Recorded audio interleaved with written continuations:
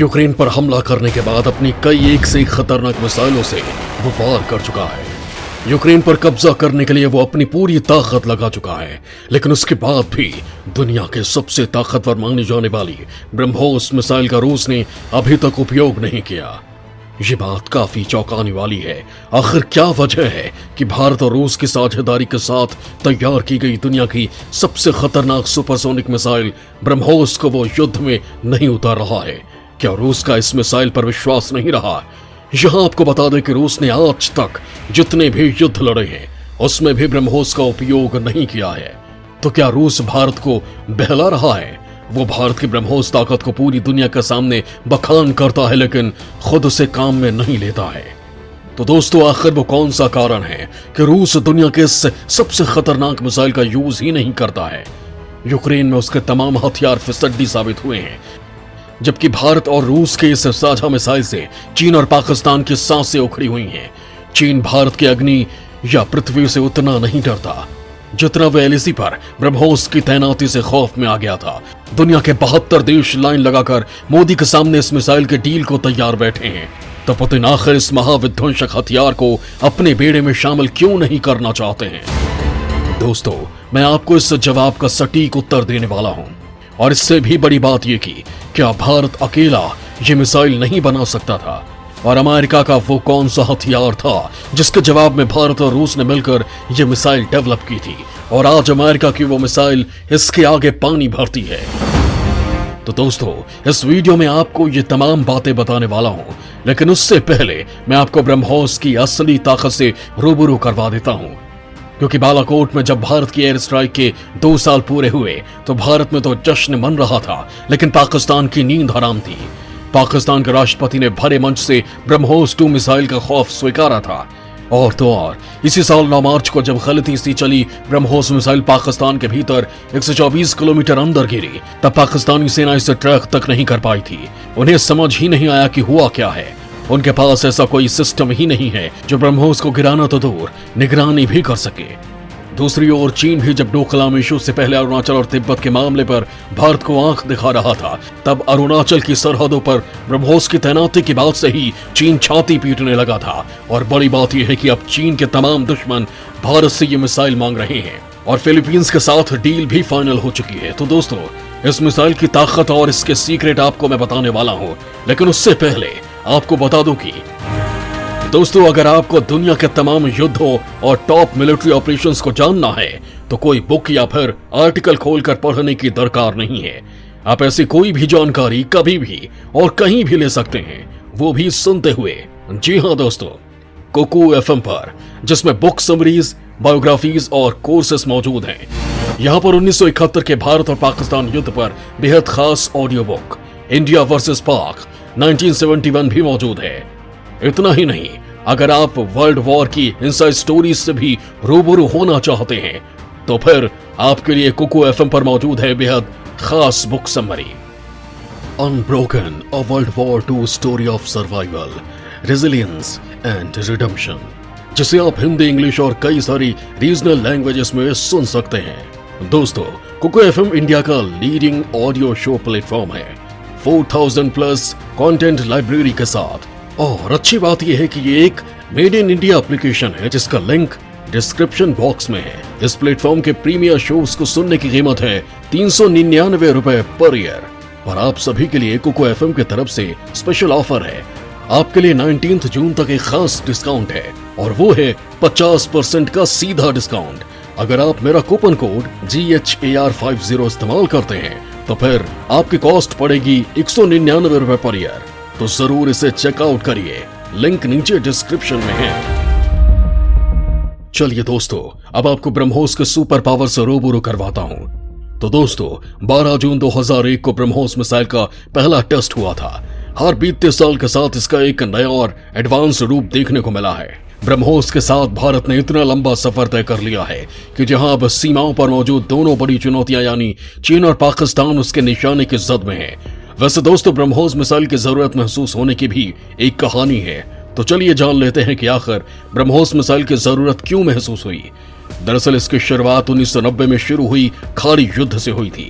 America ने इसमें Tom hoc cruise मिसाइलों का जमकर इस्तेमाल किया था।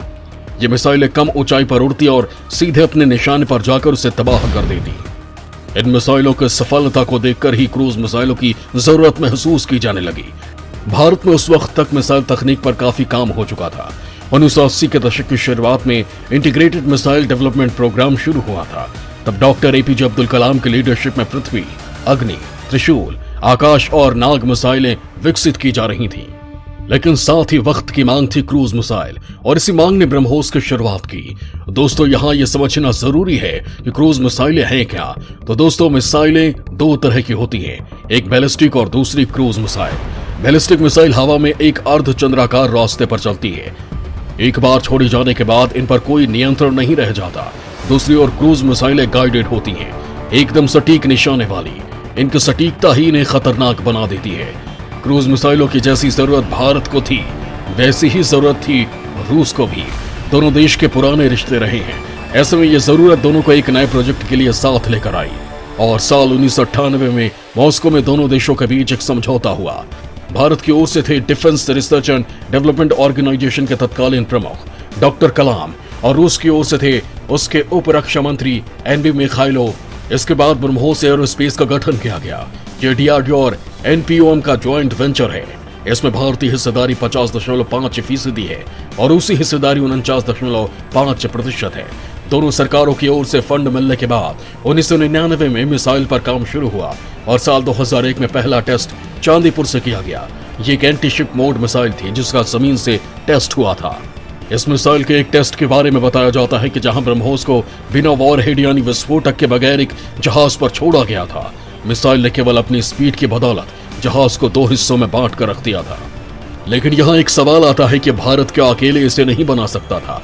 तो दोस्तों, डीआरडीओ के अधिकारियों का कहना है कि भारत के पास उस समय तक सुपरसोनिक मिसाइलों के लिए जरूरी खास तरह का इंजन रैमजेट बनाने की तकनीक नहीं थी। इसे एयर ब्रीथिंग इंजन कहते हैं। ये मिसाइल को आवाज से तेज उड़ा सकता है। हालांकि दूसरी चीजें मसलन एरोडायनेमिक्स, वॉरहेड, कंट्रोल पैनल वगैरह में भारत आगे था। लेकिन दूसरी ओर रूस ने क्रूज मिसाइलों का बेहद खतरनाक इंजन डेवलप कर लिया था, लेकिन वो बाकी मामलों में पीछे रह गया था। ऐसे में दोनों देशों ने साथ मिलकर इसका निर्माण किया। दोस्तों, ब्रह्मोस मिसाइल की ताकत की बात करें तो ये सुपरसोनिक मिसाइल है, यानी आवाज की गति से भी तेज। इसमें मुख्य तौर पर दो स्टेज हैं। पहले चरण में इसके बूस्टर इंजन मिसाइल को सुपरसोनिक स्पीड देते हैं। इनका काम इसके बाद खत्म हो जाता है। इसके बाद रोल शुरू होता है लिक्विड रैमजेट का। इसमें मिसाइल आवाज की 3 गुना तक स्पीड पकड़ती है। ब्रह्मोस मिसाइल को घातक बनाती है इसकी स्पीड, एक्यूरेसी, कंट्रोल और मैन्यूवरेबल तकनीक। अगर किसी खास टारगेट को हिट करना है तो ये काम ब्रह्मोस से पूरा किया जा सकता है। इतनी स्पीड पर किसी भी रडार के लिए इसे पकड़ना बहुत मुश्किल है। वहीं अगर रडार पर मिसाइल पकड़ में आ भी जाए तो उससे बचाव के लिए दुश्मन को ज्यादा वक्त नहीं मिल पाता। वहीं मैन्यूवरेबल तकनीक की बात की जाए तो आप आसान भाषा में इसे समझ सकते हैं। जैसे मान लीजिए रास्ते में कोई पहाड़ आ गया और दुश्मन उस पहाड़ की दूसरी ओर मौजूद है। ऐसे में जिस तरह एक विमान रास्ता बदलता है, उसी तरह ये मिसाइल भी घूमकर दूसरी ओर पहुंच जाएगी। इस मिसाइल के साथ कई तरह का विकल्प मिलता है, यानी अगर ब्रह्मोस मिसाइल पीछे पड़ी तो मौत निश्चित है। दूसरी बात, ब्रह्मोस मिसाइल बहुत ही किफायती मिसाइल होती है। इसके लिए कहा जाता है कि मारो और भूल जाओ, यानी कि एक बार टारगेट सेट होने पर ये अपने दुश्मन को छोड़ती नहीं है। जमीन से जमीन पर मार करने वाली मिसाइलें भारतीय सीमा पर तैनात हैं, जबकि सुखोई विमान में ब्रह्मोस लगी हुई है। जमीन पर तैनात ब्रह्मोस में 4 से 6 ऑटोनोमस लॉन्चर होते हैं, जिन्हें एक के बाद एक दागा जा सकता है। ये मिसाइलें आवाज से 2.8 गुना तक रफ्तार पकड़ सकती है। वहीं शिप बेस्ड ब्रह्मोस की बात करें तो नौसेना ने 2005 में अपने जंगी जहाजों पर क्रूज मिसाइलें लगानी शुरू की है। इनके जरिए पानी से पानी और पानी से जमीन दोनों निशाने साधे जा सकते हैं। नवंबर 2017 में पहली बार सुखोई 30 MKI से ब्रह्मोस का परीक्षण किया गया, जो पूरी तरह सफल रहा। इसी तरह इस मिसाइल को समुद्र की सतह से करीब 50 मीटर नीचे यानी सबमरीन से भी दागा जा सकता है। ये मिसाइल 290 के दायरे में किसी टारगेट को चुटकियों में खाक कर सकती है, और अब इसका एडवांस वर्जन भी आ चुका है, जो 450 किलोमीटर के दायरे में कहर बरपा सकती है। भारत जल्द ही ब्रह्मोस मिसाइल को हाइपरसोनिक मिसाइल में बदलने की तैयारी कर रहा है। वैसे दोस्तों, भारत ने इस बात का खुलासा नहीं किया, लेकिन जब चीन ने हाल ही में हाइपरसोनिक मिसाइल की टेस्टिंग की थी, तब अमेरिका ने खुलासा किया था कि चीन की मिसाइल से कई गुना खतरनाक मिसाइल भारत बना चुका है, और आने वाले कुछ ही सालों में ये सबके सामने भी आ जाएगी। नाम है ब्रह्मोस 2। दोस्तों ब्रह्मोस 2 को इस समय भारत के सबसे खतरनाक हथियारों में गिना जाता है। 9,800 किलोमीटर प्रति घंटे की रफ्तार से हमला करने वाली ये मिसाइल 1,000 किलोमीटर की दूरी पर बैठे दुश्मन को कुछ सेकंड्स में ही खत्म कर सकती है। ब्रह्मोस की रफ्तार और अचूक निशाना इसे घातक बनाते हैं। दोस्तों जिस अमेरिकी मिसाइल के जवाब में इसे बनाया गया था उससे आज की डेट में मुकाबला करें तो एडवांस ब्रह्मोस अमेरिका की टॉमहॉक क्रूज मिसाइल से लगभग 4 गुनी और चीन के सबसे तेज मिसाइल से 5 गुनी तेज है। इसकी प्रहार क्षमता भी टॉमहॉक से ज्यादा है। आसान शब्दों में कहें तो ब्रह्मोस 1 सेकंड में 1 किलोमीटर जाती है, जबकि चीन की मिसाइल 1 सेकंड में केवल 200 मीटर जा पाती है। ये 10 मीटर की ऊंचाई पर उड़ान भर सकती है और रडार की पकड़ में नहीं आती है। लेकिन इतनी खासियत के बाद भी रूस क्यों इसका इस्तेमाल नहीं करता है, वो भी तब जबकि उसके पास इतना घातक कोई मिसाइल नहीं है। तो दोस्तों भारत की ब्रह्मोस मिसाइल की तरह रूस के पास भी P-800 ऑनकस क्रूज मिसाइल है, जिसका रूस बहुत ज्यादा इस्तेमाल करता है। इस मिसाइल का निर्माण भी NPOM द्वारा ही किया गया है, जिसने भारत के साथ मिलकर ब्रह्मोस मिसाइल को बनाया है। रूस की P-800 भी सुपरसोनिक मिसाइल की ही श्रेणी में आता है। वही ब्रह्मोस और रूस की P-800 के तकनीकी तौर पर दोनों एक जैसे ही हैं। हालांकि ब्रह्मोस के सॉफ्टवेयर्स बहुत ही उम्दा हैं। हालांकि रूस ने नई हाइपरसोनिक मिसाइल का भी निर्माण कर लिया है, जिसे वो युद्ध में ज्यादा काम में लेता है। इसका परीक्षण पिछले साल ही किया गया था। इस मिसाइल का नाम ज़िरकॉन है, इसलिए रूस इसे ज्यादा प्रयोग में लेता है। साथ ही रूस ने किंजल मिसाइल तैनात कर रखी है, जो तबाही का दूसरा नाम है। हालांकि यूक्रेन पर हमले के इतने दिन गुजर जाने के बाद भी उसने ब्रह्मोस की ताकत का इस्तेमाल नहीं किया है, जिसके साथ ही ये सवाल उठने लगे कि जिसे चीन, पाकिस्तान, अमेरिका जैसे देश अपना काल समझते हैं, उसे रूस क्यों इस युद्ध में काम नहीं ले रहा। तो दोस्तों रूस साल 2002 से P-800 ऑनिक्स का इस्तेमाल करता रहा है, जबकि ब्रह्मोस मिसाइल 2005 में बनाई गई थी। वही रूस की ये ऑनिक्स मिसाइल उसकी जरूरतों को पूरा करती है। रूस के जितने भी फाइटर जेट हैं और सबमरीन हैं, वो सभी इसी मिसाइल के डिजाइन पर आधारित हैं। यही कारण है कि रूस ब्रह्मोस मिसाइल का उपयोग नहीं करती। रूस को अगर ब्रह्मोस मिसाइल को काम में लेना होगा तो उसे अपने जंगी बेड़े में परिवर्तन करना होगा, और इसमें बहुत ज्यादा पैसा और टाइम लगता है। साथ ही रूस को इसके लिए अपने सॉफ्टवेयर भी अपग्रेड करने पड़ेंगे। लिहाजा रूस ने अपने परंपरागत हथियारों पर ही भरोसा जताया और ब्रह्मोस का कामकाज भारत पर ही ज्यादा छोड़ दिया है। और भारत सरकार ने 2025 तक ब्रह्मोस मिसाइल बेचकर $5 बिलियन जुटाने का लक्ष्य रखा है। तो ये तो बात हुई भारत की असली ताकत की। और दोस्तों आप कोको FM को डाउनलोड करना मत भूलिएगा, लिंक डिस्क्रिप्शन में है। और मेरा कूपन कोड GHAR50 यूज करके 50% के साथ डिस्काउंट का फायदा उठा लीजिए।